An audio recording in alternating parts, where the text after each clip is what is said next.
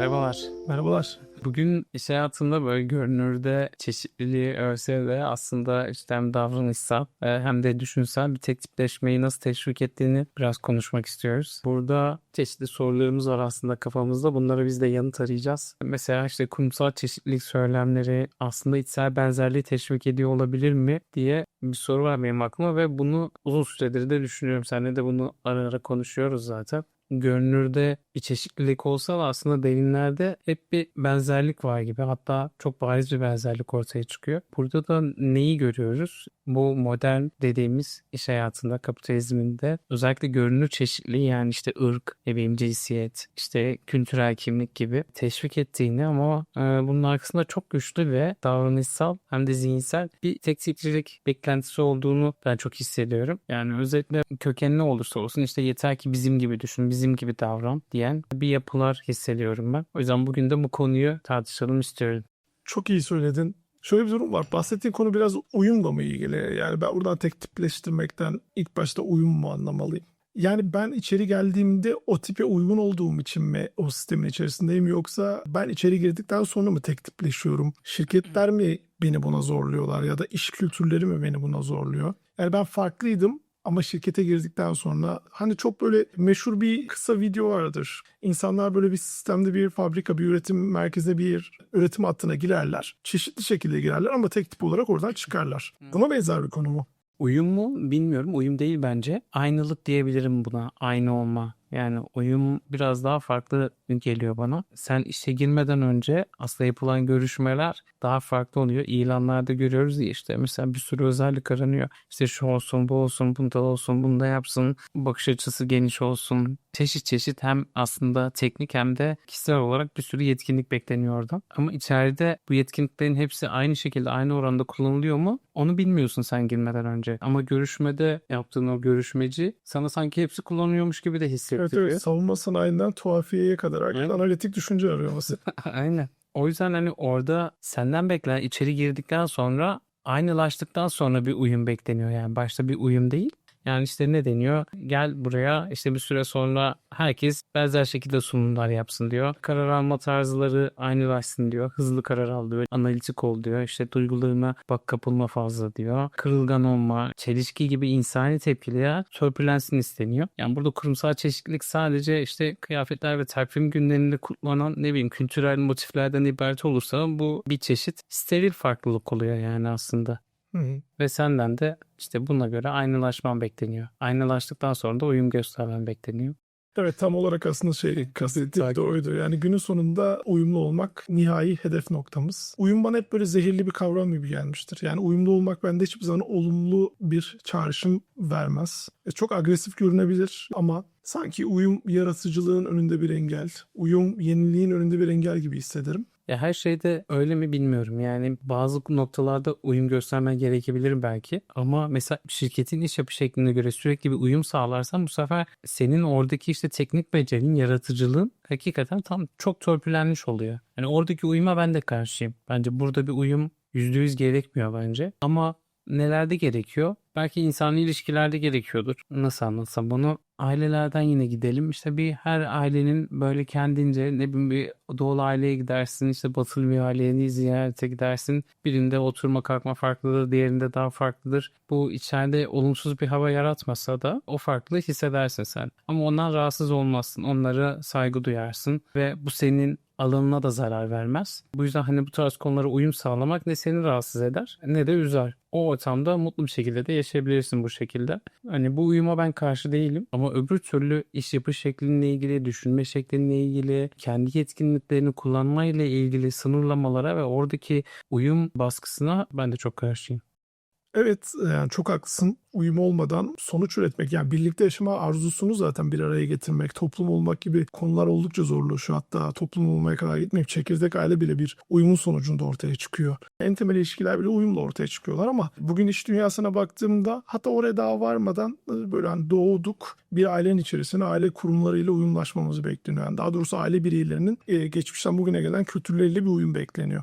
Daha sonrasında okula gidiyorum. Okulda bulunduğum ülkenin ulus devlet yapısına göre yeniden bir şekillenme ve uyum göstermek için belli eğitim sistemlerinin içerisinden geçiyorum. Ondan sonra iş hayatına giriyorum. Bir staj yapıyorum. Bir oryantasyon sürecinden geçiyorum. Oryantasyon olmadan biliyorsun bizim insan kaynakları da çok sever. Oryantasyon olmadan asla olmaz. Yani sürekli bir ehlileştirildiğimiz, sürekli bir uyum içerisine sokulmaya çalışıldığımız bir durumda. Artık bir süre sonra bu kavram bende o yüzden olumsuz bir çağrışım yaratmaya başlamıştı. O yüzden ben de uyumla aynılaşmayı, aynılaşmanın da tek tipleşmenin de zevksiz, sıkıcı ürünler ortaya çıkardır. Bu maddi olabilir, manevi olabilir ama sıkıcı ürünler ortaya koyduğunu, inovatif bir durumdan oldukça uzak olduğunu düşündürüyor.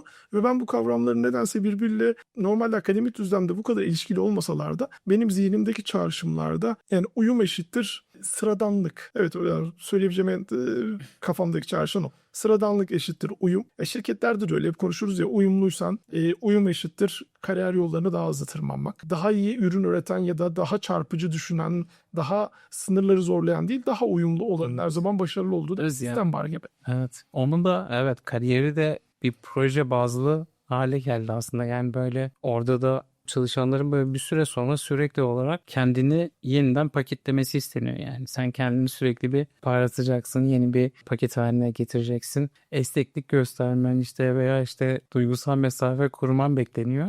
Bu da kişilerin gitgide işte birbirine benzemesine neden oluyor. Bu ortamda da derinlikli farklılıklar, yani böyle işte farklı düşünme yapıları, işte sorgulayıcı karakterler, işte duygusal ifadeler ya bastırılıyor ya da sistem dışına itiliyor. Hı hı. Ve çok olumsuz, dediğim gibi hani uyumun bu boyutu çok zararlı bence. Ve hani bu kısmı törpülenip diğer kısımdaki uyumun, yani o bahsettiğim de birazcık daha ilişkilerle iletişimle ilgili olan uyumun artırılması bence içerideki çalışan mutluluğunu da artırır bu arada. Çünkü insanlar hani oryantasyondan da bahsettin ya, işte ilk işe yeni başlıyorsun, bir oryantasyon programına dahil oluyorsun. Bazı şirketler bunu çok iyi yapıyor, çok iyi yapılandırıyor. Hakikaten böyle girdiğinde hani her şeyi biliyorsun. Böyle nasıl gidip çay alacağını bile falan öğreniyorsun. Ama bazıları çok Biraz daha kalıyor. seni şey değil mi? Başa baş noktasına getirmek ve çalıştığın şirkette hızlıca artık ürün, çıktı üretebilen farklı Evet, sahibi. oraya ait tarafı var. vatandaşlık kazanmanı sağlıyor aslında. Yani işte O süreci kısaltıyor. evet, yani bir ülkeden vatandaşlık almak istersin. O ülkenin ne bileyim işte marşını ezberlersin, ne bileyim dilini öğrenirsin, kültürüyle ilgili tarihini öğrenirsin falan. Hani bunu sana orada kurumsal vatandaşlığı sağlamaya çalışıyorlar aslında, daha erken uyum sağlaman için. Ama işte bu iletişimsel uyumdan ben bahsediyorum. Ama sonrasında bunu bırakıp tamamen diğer taraftaki uyuma zorlanınca işte orası seni de hem afallamana sebep oluyor. Şaşırıyorsun hatta, böyle "Aa, ben nereye geldim" falan, hani düşünmüştüm acaba gerçekten hani burası mıydı benim en başta gelmek istediğim yer diye düşünüyorsun. O kısım biraz gerçekten insanı üzen ve yıpratan bir yer ya. Böyle baktığımda kavramlar bazen bağlamından kopabiliyorlar ya. Hani uyumdan bahsettik. Uyum böyle hep olumlu çağrıştıran bir taraf. Bir de risk kavramı var. Bu kavram da oldukça olumsuz tarafta çağrışımlar yapabiliyor insanların zihninde. Ben şirketleri bu uyum konusunda risk almaktan korktuklarını düşündüğümden dolayı bu kadar uyumu işin odak merkezine koyduklarını düşünüyorum. Çünkü uyumlu insan risk yaratmayan ve öngörülebilir oluyor. Ama yine bahsettiğimiz gibi öngörülebilir olan sıradan olabiliyor. Yani sıradanlığın dışına çıkmak risk almakla ilgili. Aynı bu ekonomik, iktisadi söylemler gibi risk eşittir getirinin büyüklüğüyle ilişkilendirilir. Yani sen riski tamamen ortadan kaldırmak istediğinde birbirine uyumlu bireylerden oluşan ekipler oluşturmaya çalışıyorsun ve ondan sonra diyorsun ki sen bulunduğun ortamın dışında düşün. Ama sen hep sıradanlığı kutsayan bir yapıda o insanları bir araya getirdiğinde onlardan sıra dışı bir şey üretmelerini beklemen oldukça güç hale geliyor. Biraz aslında söylemek istediğim buydu. Yani biyopolitik bir kavram, böyle hani devletler de isterler böyle kendilerine uyumlu. En başta eğitim sistemlerimiz buna göre dizayn edilir. Marif düzenlerimiz buna göre dizayn edilir. Ama şirketlerin böyle bir mitosu, mottosu yok. Onların amacı kar ve bulundukları ortama katkı sağlamak. Bu noktaya baktığımda özellikle şu konuyu seninle konuşmuştuk. Kaliforniya'daki ekonominin Japonya ekonomisinden daha büyük hale gelmesi. Baktığımızda gerçekten sıradanlığın dışına çıkmış, inovatif ürünler üretebilen bir bölge. Yani o Silikon Vadisi'ndeki o özgür düşünce ortamı belki de. Bilmiyorum, bunun tabii farklı destekleri, teşvikleri olabilir. Ama farklı düşünmenin teşvik edildiği yerlerde kalkınmak hem maddi hem manevi anlamda gerçekleşiyor. Evet, evet, kesinlikle. Yani şeyle çok uğraşıyoruz ya, çabalıyoruz. O çeşitliliği artırmakla ilgili yeni iş alım programları oluşturuyorsun. İşte farklı yollar arıyorsun. İçeri girdikten sonra kişileri bununla ilgili eğitiyorsun. Konuşmacılar çağırıyorsun. Seminerler düzenliyorsun. Webinarlar oluyor falan. Yönetici geliştirme programlarına bunu ön plana koyuyorsun. Dahil ediyorsun falan. Ama işte bu kadar çeşitliliği vurgulayıp sonrasında bununla ilgili hani kişilerin bu çeşitliliği nasıl koruyacağını da öğretmezsen eğer, yani sen sadece çeşitliliği vurguluyorsan, ama biz çeşitliliğiz diyorsan ama bunu hani kapsayacağın hiçbir şey yapmıyorsan, bu senin oradaki bütün çabaların aslında bomboş bir çaba olduğunu gösteriyor. Yani ahmaklık oluyor biraz, yani bence biraz kaba tabirle. O hani Kaliforniya ekonomisi diyorsun, yani orada işte o kapsayıcılık tarafını da bence çok iyi yürütüyorlar. Orada çalışan kişiler, mühendisler veya işte farklı ülkelerden birçok insan var, birçok beyin var orada. Duyuyoruz ya, Hintli CEO'lar. Ben oradaki insanların zihinlerinin törpülenmesine izin verdiklerini zannetmiyorum. Ve bunun için işe alındıklarını da zannetmiyorum. Biz de aslında niyet olarak öyle yola çıkmıyoruz ama sonrasında ona evriliyor bir şekilde. Çeşitliliği övüyoruz ama işte sadece göze hitap eden bir çeşitlilik bence. Aynı şekilde düşünüyor herkes ama işte farklı görünen insanlardan oluşan bir kurum. Yani böyle bir kurumda gerçekten çeşitliliği yaşamış oluyor mu? Ben zannetmiyorum.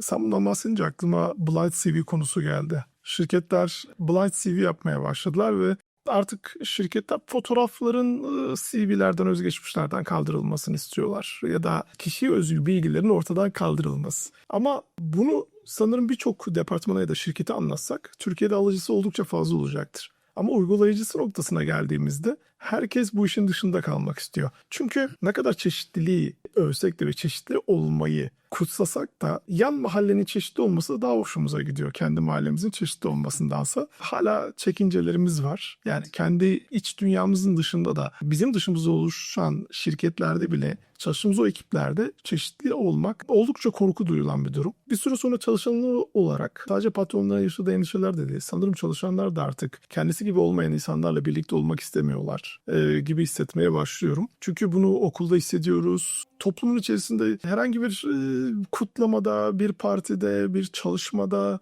toplumun bir arada bulunduğu her alanda herkes birbirine benzeyen gruplarla bir arada çalışmak ve bir arada bir şeyler üretmek istiyor. Bu çok doğal bir duygu gibi görünmekle birlikte bu bahsettiğimiz sıradanlığı yine besleyen bir çıkmaza doğru gidiyor diye düşünüyorum. Evet, yani orada işte blind CV, yani blind hiring, kör işe alım dediğimiz şey aslında bir nevi hakikaten hem bu çeşitliliği artırmak için, işte içerideki aynı zamanda o kapsayıcılığı, ne bileyim, hakkaniyeti artırmak için yapılan bir şey, aslında bütün boyutlara hitap ediyor. Bu Teoride müthiş. evet, Kulağa harika yarıyor. yani özellikle LinkedIn özgeçmişleri oluşturulmasıyla daha da yaygınlaşan bir süreç. Çünkü LinkedIn özgeçmişini indirdiğinizde zaten fotoğraf yok. Daha çok senin yetkinliklerini ve yeteneklerini ön plana çıkaran bir özgeçmiş. O tarz özgeçmişler. Ama bunu dediğin gibi hani ben mesela ilk olarak bunu yapmak istiyorum. Uygulamak istiyorum. Hayata geçiriyorum böyle. Kendimi, belki altyapımı buna göre hazırlıyorum. Ama ben böyle işe alım yaptığım iş birim yöneticilerinin aynı benimle zihniyete, yani o kafa yapısına, o düşünce yapısına gelmesini bekliyorum en başta. Ama bir türlü onu denkleştiremiyorum. Çünkü bu dedik ya az önce, işte ben şirket olarak çeşitliliği her yerde pompalıyorum böyle içeriye.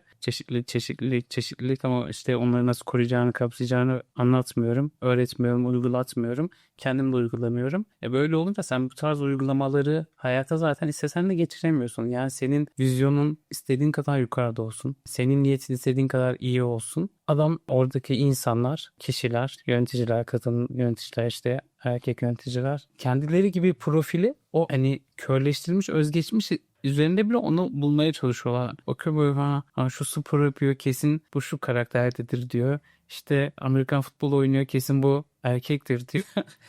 Hani Herkes sen orada cinsiyet olan her şeyi kaldırıyorsun ya özgeçmişte. Hani o da içeriye belki bir kadın aday yanlış ya da erkek aday yanmak istiyor. İşte voleybol oynuyorsa, atam bu kadın adaydır, kesin bu özgeçmiş seçeyim diyor işte görüşmeye girmeden önce. Böyle olunca da işte senin az önce bahsettiğin gibi bu bütün çabalar aslında bomboş bir çaba oluyor. Yani sen İK olarak istediğin kadar vizyonun gelirse bunlar hiçbir işe yaramıyor. Peki ne Abi yapalım? sorun bu muydu? Ben başka yere mi evrildim ama? Yo, yo. Çok sevdiğim birkaç YouTube kanalında da bu şekilde kapattıkları programlar var. Sanki bu soruda buranın yeri gibi. Peki ne yapmalıyız? Sorusu akla geliyor. Tabii ki burada kendi içlerinde koca koca ekiplerle kültür departmanları kurarak şirketlerin içerisinde bunlar düzenlenemiyorken bunları topyekun düzenlenmesi için bireysel olarak bir dönüşüme ihtiyacımız var sanırım. Ama sen dönüştüren tarafta değilsin, dönüştürülen tarafta kalıyorsun çalışan olarak. Bu sistemin içerisinde ne kadar dönüştüren, ya bu sistemde dönüştüren rolleri kim üstlenecek? Sivil toplum kurumları mı? Şirketler mi? Çalışanlar mı? Ya bence bu böyle bir günde değişecek bir şey de değil zaten. Hani nasıl eğitim sistemi diyoruz ya, işte eğitim sisteminde değişen bir değişiklik işte 10 yıl, 15 yıl, hatta 20 yıl sonra etkisini görüyorsun ya. Tabii burada o kadar uzun süreli bir vaktin yok. Ama hani şirketler, her şirket böyle her seviye için farklı eğitim programları düzenliyor. İşte yöneticilere,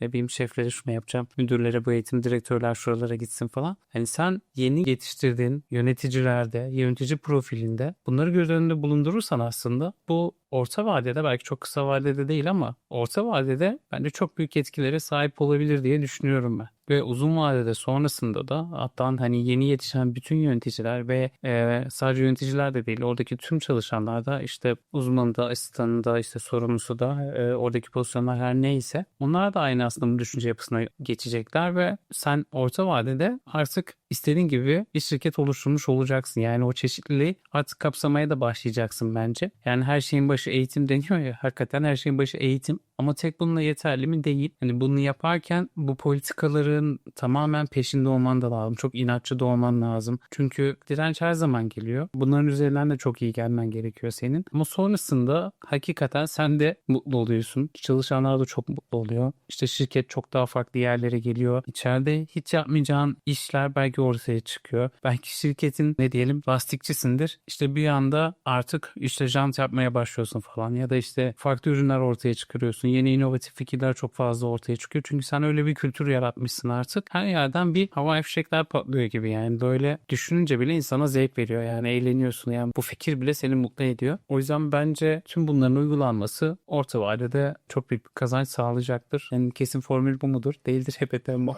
bunu bir tek ben düşünmüş olamam ama. Aklıma şu soru geliyor. Bu sorumluluğu kim alacak? Ortada da sanki şöyle bir paradoks oluşuyor. Şimdi burada sorumluluğu alması gereken bir grup olmalı. Yani buna bugün yatırım yapmalı ki gelecekte bunlar değişsin. Bunlar şirket içerisinde karar alıcı mekanizmalar ise burada şöyle bir durum ortaya çıkıyor. Bahsettiğimiz uyum eşittir kariyer formülünden ortaya çıkan kişi zaten sıradanlığın kutsandığı kişi oluyor. Yani bizim zaten yönetici profili dediğimiz ya da şirketin gelecekteki, yani geleceğine eşer koyduğumuz kişiler, onları oraya atadığımız kişiler zaten sıradanlığın kutsandığı kişiler. Yani bu sistemin içerisinde. Tabii ki bunların istisnaları var ama genel olarak kariyer yolları bununla ilerlediğinde sıradan kişi yönetici oluyor. Sıradan kişi yönetici olduğunda sıradan kişilerle çalışmak istiyor. Sıradan kişilerle çalışıldığında sıradan ekipler oluşuyor ve sıradan ürünler ortaya çıkıyor. Sıradanlığın da bu kadar konformist bir alan oluşturduğu dünyada kim bu sorumluluğu alıp da yaratıcı dünyaya doğru dönüştürecek hamleleri yapsın? Ben burada o kişilerin eksikliğini görüyorum. Belki orada Ya bu çok zor bir sivil soru. toplum hareketlerine,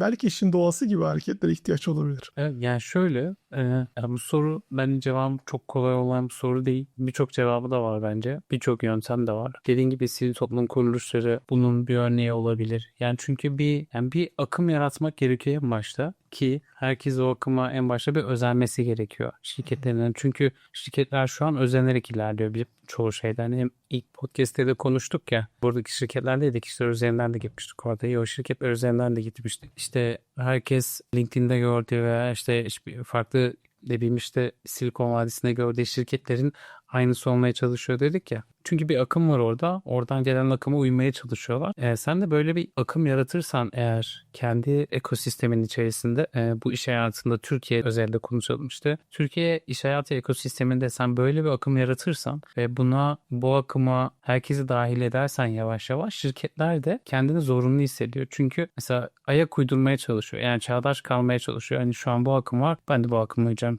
Şirketlerin işte İK yapıları zaten hemen bu akıma kapılmaya hazırlar bence.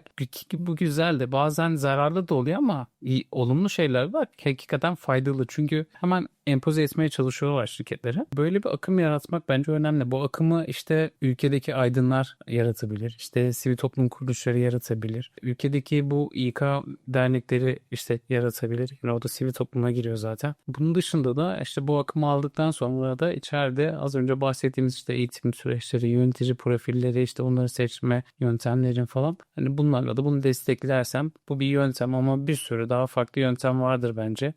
Onun çözümünü her şirket bence kendi içinde de düşünerek bulmalı kendi çözümünü. Çünkü her yere aynı formülü de uygulayamazsın. Yani bu tek beden her şeye uygun bir şey de değil. Bilmiyorum böyle düşünüyorum ya. Uzattım biraz ama.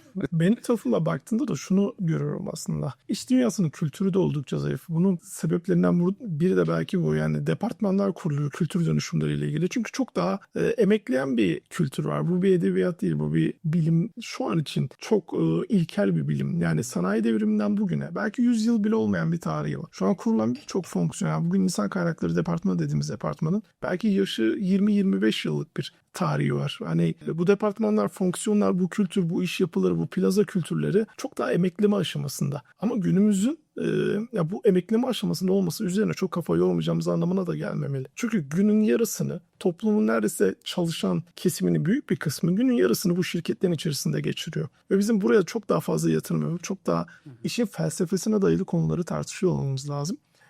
Tabii ki bu kültür zamanla ve yaş aldıkça daha iyi noktalara erişecektir. Bir de şu paradokstan bahsedecektim. Türkiye'de de biliyorsun işte genç cumhuriyetle birlikte hep şey eleştirisi gelir ya. Devrimler hep bize yukarıdan aşağı doğru geldi. O yüzden de toplum bu devrimleri tam anlamıyla içselleştiremedi.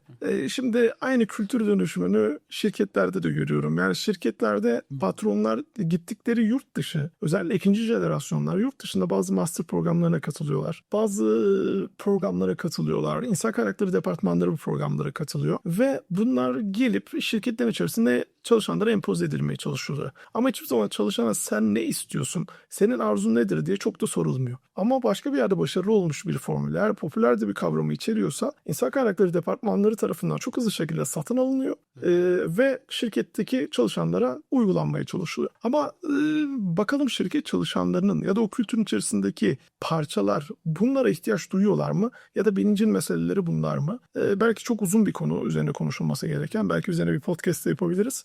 Biraz da çalışanları dinlemek lazım belki de. Yani insan kaynakları departmanları ya da kurumsal iletişim departmanları ya da bununla ilgilenen bütün fonksiyonlar popüler kavramları satın almadan önce kendi kültürlerini gerçekten iyi tanımlayıp ve onları gerçekten dinleyip içselleştirip ondan sonra ihtiyaçlarını tespit edip gördükleri bu popüler kavramlarla ondan sonra eşleştirirlerse belki çok daha efektif yatırımlar yapabiliriz. Yani bugün bir Alman otomotiv devi Clean Desk uygulaması yapıyor ve diyor ki çalışanlar artık istedikleri masada oturabiliyorlar. İstedikleri masada oturabiliyorlar diyor. Ve diyor ki kimsenin masasını artık kişiselleştirmiyor. Ve bu sayede de masa aitliğini ortadan kaldırmış oluyoruz. Bilmiyorum çalışanlara soruldu mu? Belki de çalışanlar gerçekten kişiselleştirilmiş masalara ihtiyaç duyuyorlar. Belki de ben istemezdim. Yani bazıları ister, bazıları evet, sen mesela kişiselleştirilmiş masaları oldukça seviyorsun. Evet. Yani ben aksi şekilde yani bu şirketin yapısındaki gibi düşünmeme rağmen ben bile garipsedim. Bu acaba çalışanlara soruldu mu? Gerçekten o şirketin çalışanları bir Clean Desk uygulaması talep ettiler mi? Bu onların motivasyonunu arttıracak mı? Daha mutlu edecek mi? Yoksa bu gerçekten popüler birkaç şirkette görüldü ve hemen gel bizim şirketimizde de uygulayalım denilen bir politikaya mı dönüştürüldü? Bence bunun üzerine de bir konuşmak gerekli. Evet kesinlikle. Yani çalışan fikrini almak, çalışanları dinlemek çok çok çok önemli bence. Bu konunun üzerine dediğim gibi hakikaten konuşulur. Hani dinleyenler var, dinliyormuş gibi yapanlar var. Dinleyip hiçbir şey yapmayanlar var. O daha kötü. Hiç dinlemese daha iyi. Bilemedim. Oradaki yöntemleri de bence tartışmak gerekiyor. Güzel bir konu. Ben çok sevdiğim de bir konu. Sürekli insanlarla iletişim halinde olmayı da çok seviyorum. Hani İK'nın o tarafında çalışmayı zaten çok önemli biliyorum. Bunun üzerine bence de konuşalım. Konuşalım. Teşekkür ederiz bugün sohbetiniz için. Ben de teşekkür ederim. Sanırım bir sonraki bölümle ilgili de küçük bir tüyo verelim.